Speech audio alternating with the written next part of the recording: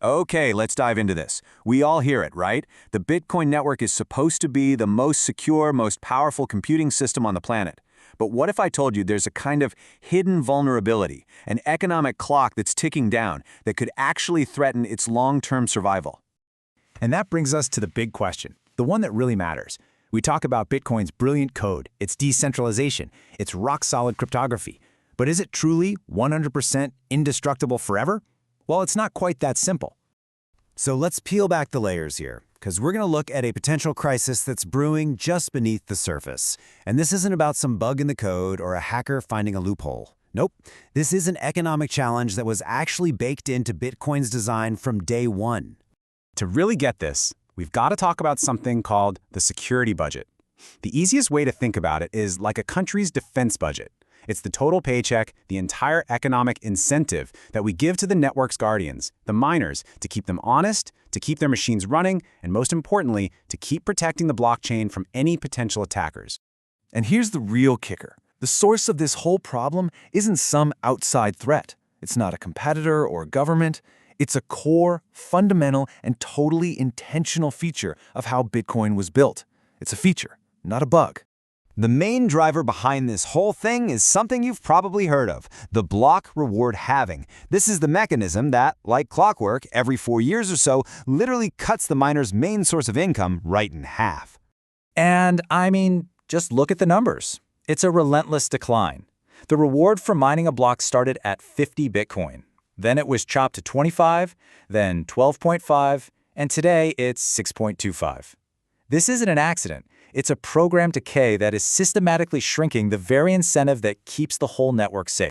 So you can see where this is going, right? A shrinking budget means less money from miners. And if transaction fees don't skyrocket to fill that massive gap, well, the economic reason to defend the network gets weaker and weaker over time, potentially leaving it vulnerable. Now, I know what some of you are probably thinking. But wait, the hash rate is at an all-time high. The network's never been stronger.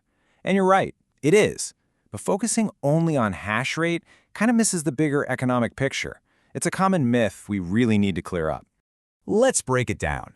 Hash rate is the what. It's the raw computing power. But the security budget? That's the why. It's the economic reason all that power even exists. Think of it this way. Hash rate is the size of your army, but the security budget is their paycheck. It's their motivation to actually show up and defend the castle. One tells you how strong you are today, the other determines if you'll be secure tomorrow.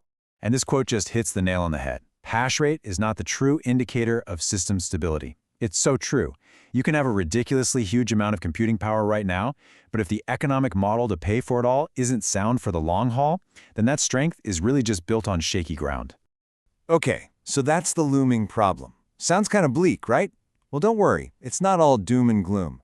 This is crypto after all, and it's all about innovation. Now, we're actually seeing a really interesting new solution emerge, one designed specifically to tackle this exact challenge. This new proposal is called NAT, and the core idea here is to basically create a secondary paycheck for miners. It's like a bonus.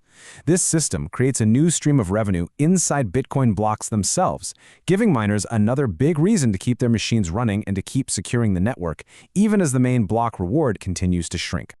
Okay, cool idea. But you know how it is.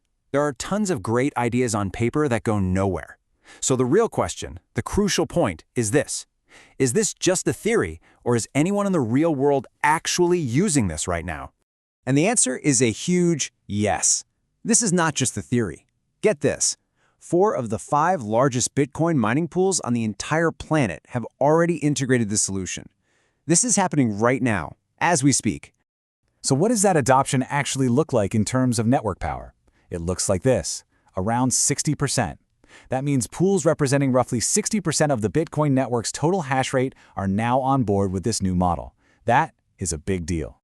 So let's tie this all together. Why does any of this matter to you? Because the ultimate goal here is to reinforce the one thing that gives Bitcoin its value, its immutability, the fact that it can't be changed. By making sure the network stays incredibly expensive to attack, this solution is all about supporting Bitcoin's long-term value as a truly secure digital asset.